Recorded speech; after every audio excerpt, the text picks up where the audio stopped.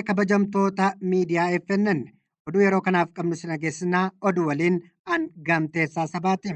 Kaaba Oromiyaa Wallootti faannoo fi milishaan Amaaraa uummata Oromoo irratti lola bananiin namoonni 19 ol wareegamuun 30 ammoo madaa'uun dhaga'ame.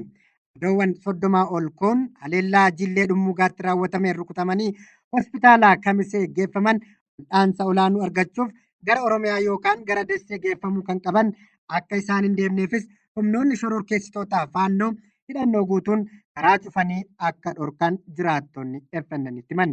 Wiixata waarii booda erga haleellaan dhaabbatee as humnoonni shororkeessitoota faannoo humna poolisii naannoo Amaaraatiin deeggaramu sochii geejibaa fi hidhannoon qawwee godina addaa Oromoo Walloo keessatti ittifamuuf labsanii jiru. Bu'uuruma kanaan iddoowwan 30 ol haleellaa Jillee Dhummuugaatti raawwatameen rukutamanii hospitaala Kamisee geeffaman wal'aansa olaanuu argachuuf gara Oromiyaa yookaan gara Dessee akka hin deemneefis humnoonni shororkeessitoota faannoo kun guutummaa guutuutti daandii cufanii darara hamaa ilmaan Oromoo irratti akka geessisaa jiran barameera. Qonnaan bultoonni Oromoo Walloo haleellaa kanaan rasaasaan rukutaman yeroo ammaa kana hospitaala Kamisee keessatti wal'aansi taasifamaafii kan jiru ta'us gariin isaanii garuu miidhaa hammaataaf waan saaxilamaniif hospitaala riferaalaa geeffamanii akka wal'aanfamaniif rifariin barreeffameera jechuun jiraattonni himaniiru. Haa ta'u malee madoowwan rifariin barreeffame kana gara hospitaala olaanootti geessuuf haalonni danqaan uumamee jira kan jedhan maddeen keenyi humnoonni shororkeessitoota faannoo madoo keenya akka hin yaallanneef nu ittisaa jiru jechuun jiraattonni himaniiru. Bakka addaa Karraa Qorii fi Shawaa Roobiititti daandii cufuun madoon wal'aansaa olaanuuf akka hin dabarre dhorkuun cinaatti kanneen hospitaala Kamisee keessatti lubbuun isaanii darbe gara Jilleetti akka hin deebineef Karraa Qoriittiin gara Oromiyaatti akka hin deemneefis Shawaa Roobiitti daandii cufanii jiraachuu maddeen keenya himanii. Hawaasni Oromoo Walloo akka birmannaan taasifneef geejibni dhorkameera kan jedhan jiraattonni kunneen dabalataanis qonnaan bulaan kamuu hidhannoo hidhatee akka hin sochoone taasifameera jechuun himaniiru.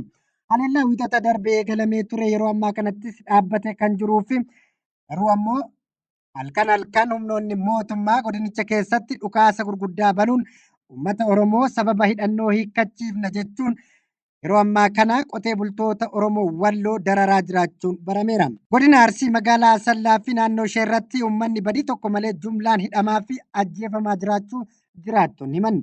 Uummanni nagaa kan maqaa waraana bilisummaa Oromoon waliin hidhata qabdan jedhuun humnoota mootummaa hidhataniin manneen jireenyaa bakka hojii isaanii fi iddoo oolmaa isaaniitii butamanii mana hidhaa waajjira qajeelchaa magaalaa Asallaatti gidiraa argaa jiru jiraattonni himan.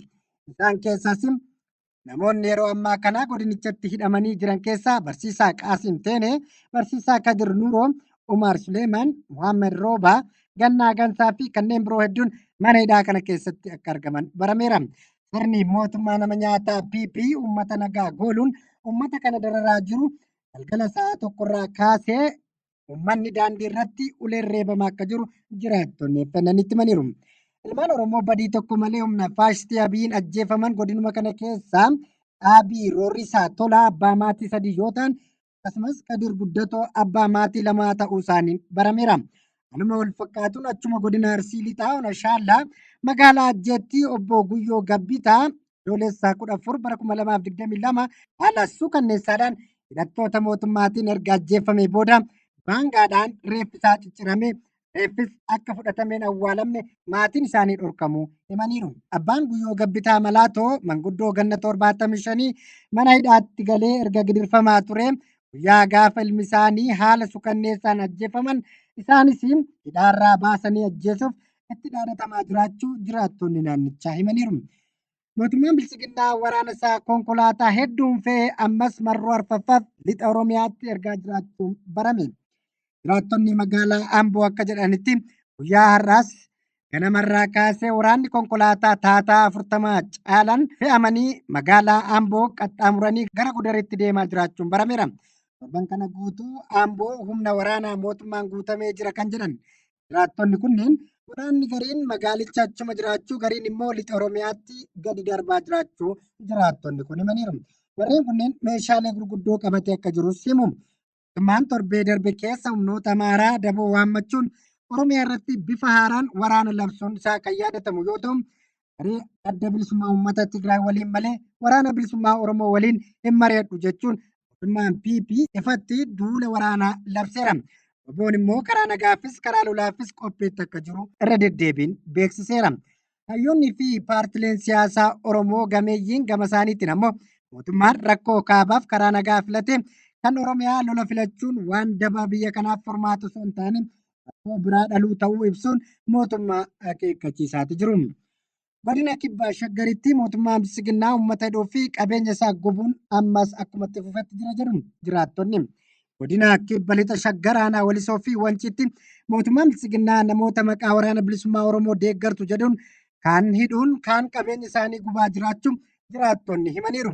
Aanaa walisootti dargaggoo Mokee Tirfeessaa fi Abbuu Abarraa kan jedhaman ragaa tokko malee maqaa waraana bilisummaa Oromoo deeggartu jedhuun qabamanii akka hidhamanis jiraattonni himan. Haaluma wal fakkaatiin godinuma kana aanaa wancii gandaa Dulullee Billaachaatti waraanni mootummaa abbaa irree obbo Namsoo Fayisaa qabeenya mana jiru waliin yeroo guban jiraattota ganda kanaa Fiixumaa Abdiisaa, Lammaa Gammachuu, Damissee Tafarraa, Daaniil Abdiisaa, Moosisaa Warqinaa hidhaatti akka darbatanis jiraattonni himaniiru. Godinuma kana aanaa Gooroo, aanaa Walisoo fi aanaa Wanciitti waraanni mootummaa bilisiginnaa namoota nagaa maqaa waraana bilisummaa Oromoo deeggartu jedhuun kaan ukkaamsuun, kaan hidhuun, kaan qabeenya isaanii gubanii, kaan ammoo saama akka jiru gabaasaa turuun keenya ni yaadatama. Oduu biraatiin waraanni mootummaa uummata godina Bahaa Shaggar aanaa Liban Cuqqaalaa gandoota jaha keessa jiraatan maqaa waraana bilisummaa Oromoof da'oo taatan jedhuun qabeenya isaanii gubuun buqqisaa jiraachuu jiraattonni dubbatan.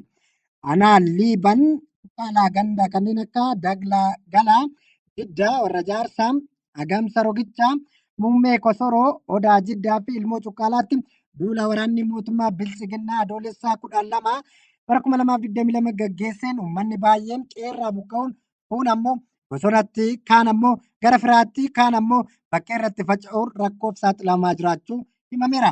Keessattuu uummanni buqqa'ee rakkoo guddaaf kan saaxilame dubartoota, daa'immanii fi manguddoota ta'uun beekameera. Uummanni Oromoo addunyaarra jirus uummata kanaa cinaa akka dhaabbatu waamichi darbeera.